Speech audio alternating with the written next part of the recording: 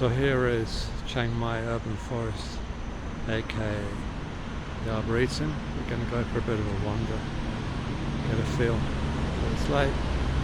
It's pretty pleasant. We just come from the waterfall.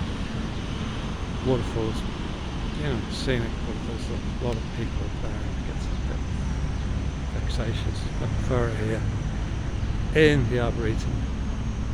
Urban Forest, here we go. Weather's leading the way. Natural thing, quite no hassle. And it's nice in Thai parks, you don't seem to get really dodgy dudes on the whole.